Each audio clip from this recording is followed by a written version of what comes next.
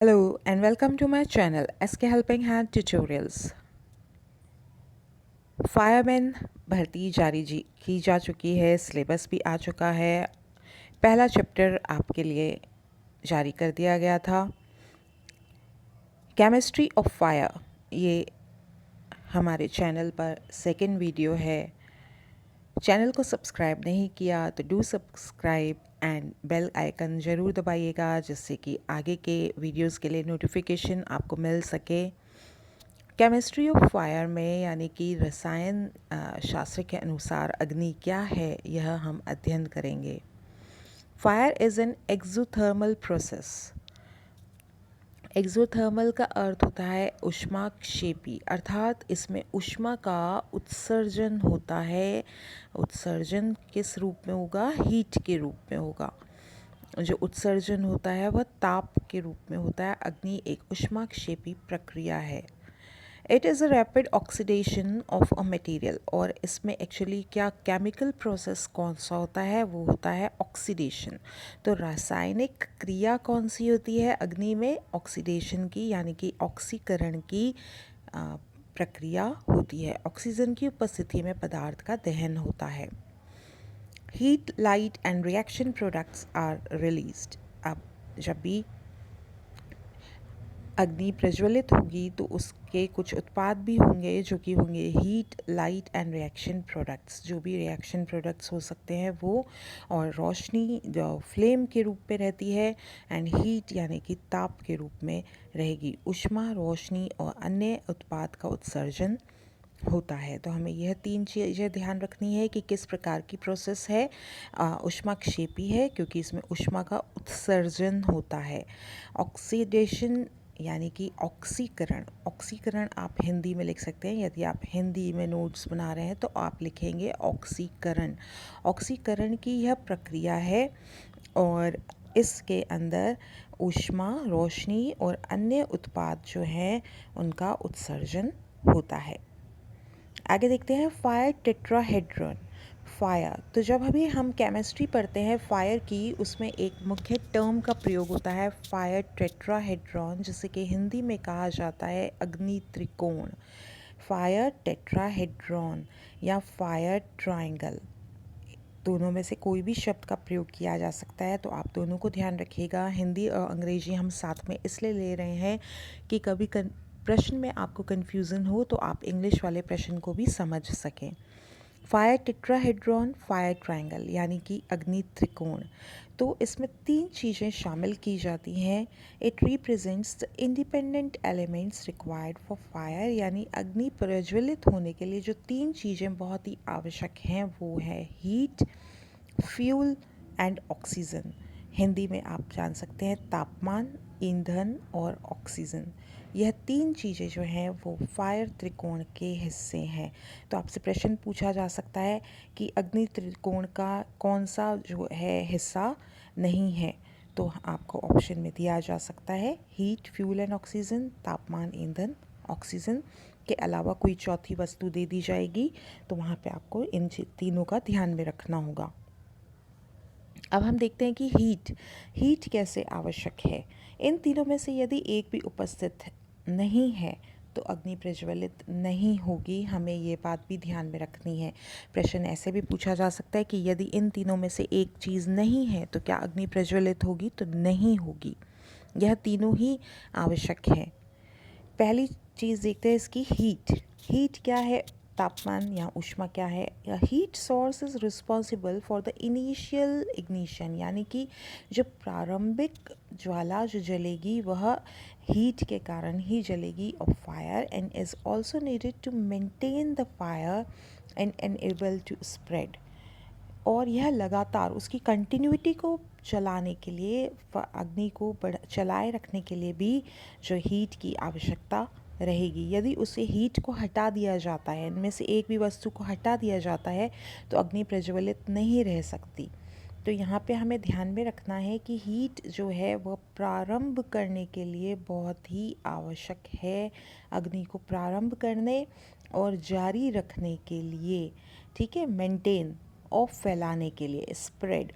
तो heat allows fire to spread by drying out and preheating nearby fuel and warming surrounding air। वह क्या करती है, आसपास में ऊष्मा उत्पन्न करती है, गर्मी उत्पन्न करती है, जिससे कि अग्नि प्रज्वलित होती है। अगला देखते हैं फ्यूल। फ्यूल का अर्थ हमें बता दिया गया है ईंधन। फ्यूल क्या है, ईंधन है, यानी कि जो वस्तु जलेगी। सरल से शब्दों में हम मान सकते हैं जो वस्तु जलेगी वह ईंधन का काम करेगी। Fuel is any kind of combustible material, यानी कि ज्वलनशील। कंबस्टिबल मतलब ज्वलनशील जो मटेरियल है वह।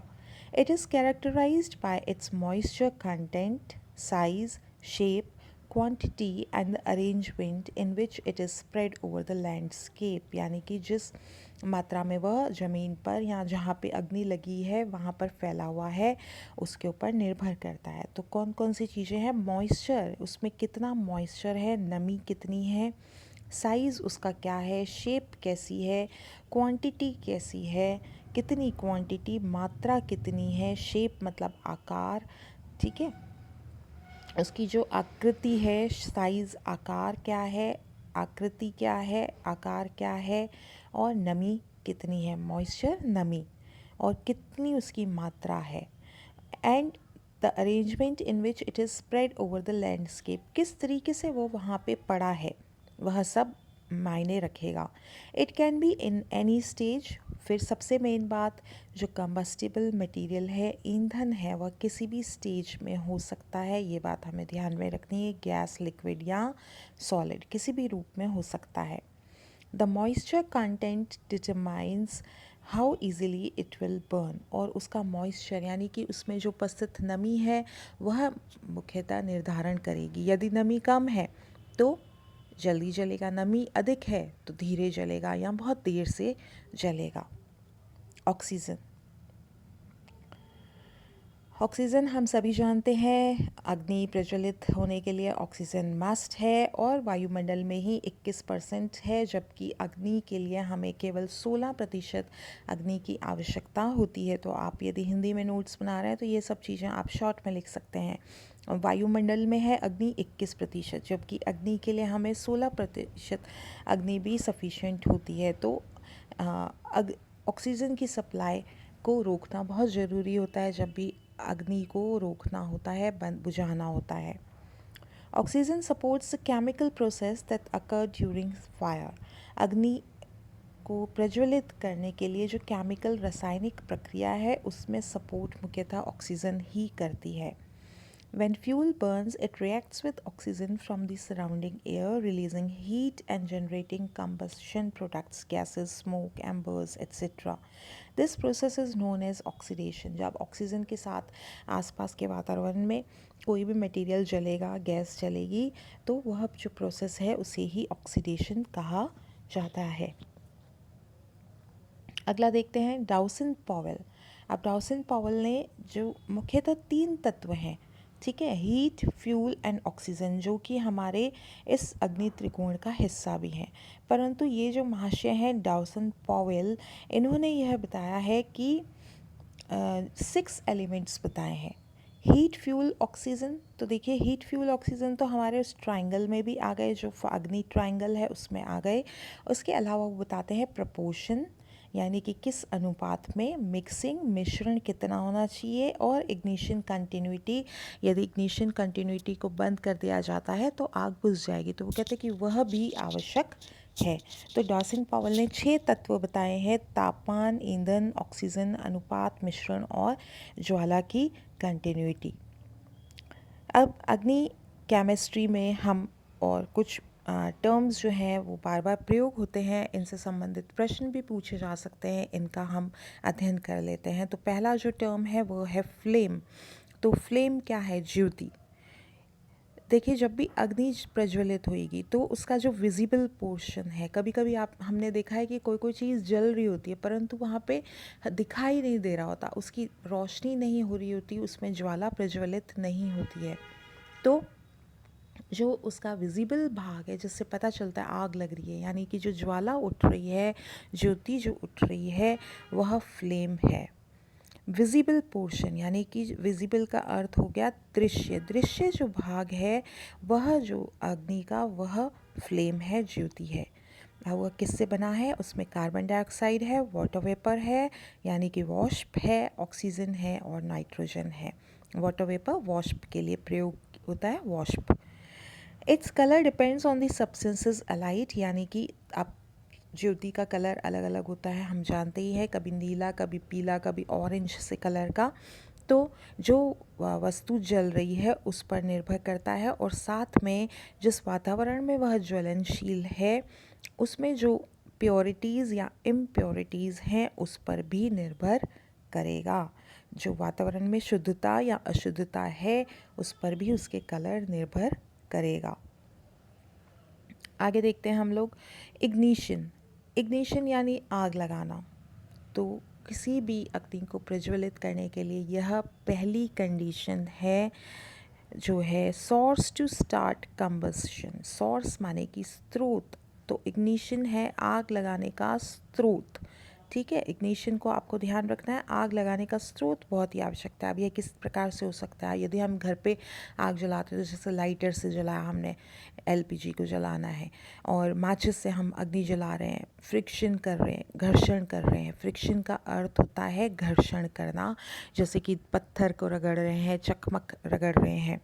फिर लाइटनिंग, बिजली हो सकती है। स्पार्क, कोई चिंगारी हो सकती है। फोकस्ड लाइट, जैसे कि लेज़र, या कभी आपने इस तरीके का खेल खेला हो, बचपन में हम लोग खेलते थे, एक कांच वगैरह लेकर के, माइक्रोस्कोपिक सा कुछ छोटा सा कांच आता था गोल गोल, तो वह हम कांच लेकर के एक जगह सूरज की किरण डालते रहते थे, और फिर उससे क्या है, कभी कभी कागज़ भी जल जाता था, क्योंकि वो फोकस्ड लाइट वहाँ पे उसमें इग्निशन पॉइंट को जागृत कर देती है। तो यह इग्निशन यानी कि आग लगाने का स्रोत जो है वो होना चाहिए। Ignition point, the point at which the vapours ignite without an ignition source. ऐसा पॉइंट जब बिना इग्निशन सोर्स के ही अग्नि प्रज्वलित हो जाती है, इसमें हमें इग्निशन सोर्स की आवश्यकता नहीं है। तो वह जो प्रज्वलन बिंदु है किसी भी वस्तु का, वह उसका इग्निशन पॉइंट है जब उसके वेपर्स बनना शुरू कर जाते हैं। तो देखिए, हमें ये बात ध्यान रखनी है कि वॉष्प के रूप में अग्नि प्रज्वलित होती है। वो जो लिक्विड है वह खुद नहीं जल रहा, बल्कि वॉष्प के रूप में जलता है। आगे देखते हैं फ्लैश पॉइंट। फ्लैश पॉइंट क्या होता है? अब सबसे पहले होता है इग्निशन पॉइंट, यानी उसमें अग्नि प्रज्वलित होने की क्षमता आना। तो फ्लैश पॉइंट फिर क्या है?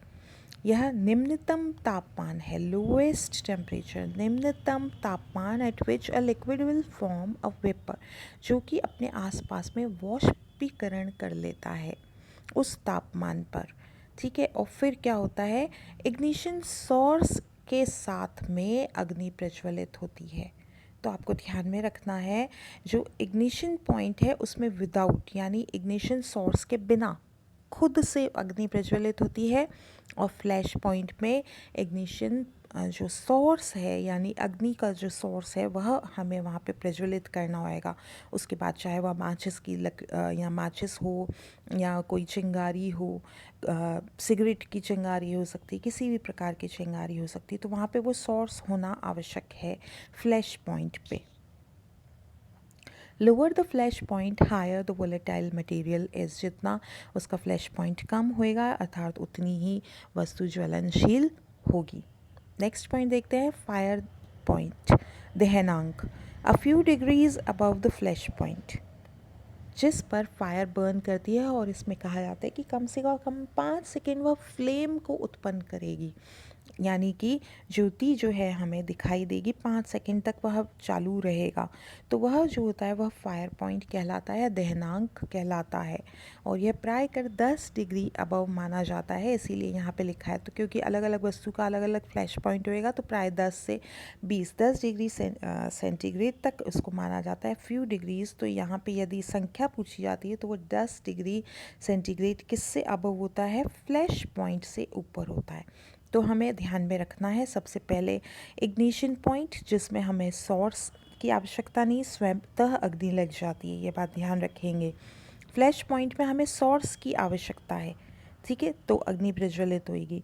और फायर पॉइंट में यहाँ पे सिर्फ अग्नि प्रज्वलित हो रही है, कंटिन्यू रहेगी या नहीं यह फायर पॉइंट पर डिपेंड करता है, तो वहाँ पे आगे कंटिन्यू करेगी। अगला हम देखते हैं जो टर्म इसका है कंबस्शन प्रोडक्ट्स, यानी कि दहन उत्पाद। जब भी अग्नि प्रज्वलित होगी तो जो भी वस्तु फ्यूल जो है, ईंधन जल रहा है, उसके साथ साथ में कुछ ना कुछ उत्पाद भी उत्पन्न हो जाएंगे। तो यह मुख्यतः 4 कैटेगरीज में इसको बांटा गया है, 4 वर्गों में इसको, 4 वर्ग में कैटेगरीज का अर्थ वर्ग में बांटा गया है। Heat gases, carbon dioxide, carbon monoxide, hydrogen cyanide, acrolein, nitrogen oxide, ammonia, nitrogen oxides, ठीक है, ये सब इसके उत्पाद होंगे। कार्बन मोनोऑक्साइड बहुत ही जहरीली गैस होती है जो कि व्यक्ति का कुछ ही सेकंड्स में अंत कर सकती है। तो सबसे घातक जो गैस यदि उत्पन्न हो रही है अग्नि प्रज्वलन के दौरान वो होगी कार्बन मोनोऑक्साइड। यदि आपसे पूछा जाता है सबसे घातक गैस कौन सी है तो वो कार्बन मोनोऑक्साइड है। फिर फ्लेम ज्योति जो होगी, स्मोक एंड ऐश यानी कि धुआं और राख वगैरह का उत्पत्ति वहाँ पे होगी। अब स्मोक क्या होती है? Smoke contains suit. Smoke actually होता क्या है, जो एयर पार्टिकल्स है वातावरण में, वायुमंडल में एयर पार्टिकल्स हैं, उनके ऊपर वो जम जाता है तो वहाँ पे स्मोक बनने लगता है। तो वो होता क्या है, सूट होता है उसके अंदर, यानी कि कालिक होती है, ब्लैक पार्टिकल्स ऑफ कार्बन, जो कि कार्बन के काले पार्टिकल्स छोटे छोटे होते हैं, कण होते हैं, वह जब एयर पार्टिकल्स पे जमा हो जाते हैं तो वही वह धुएं का रूप ले लेते हैं। तो उम्मीद है आपको वीडियो बहुत ही उपयोगी लगा होगा। अपने फ्रेंड्स के साथ ज़रूर शेयर कीजिएगा। चैनल को सब्सक्राइब नहीं किया तो डू सब्सक्राइब। आगे आपके लिए इसी तरीके से उपयोगी जानकारी लेकर आते रहें हम। इसके लिए वीडियो को लाइक ज़रूर कीजिएगा and do comment in the comment box and let us know your reactions. Thank you. Have a nice day.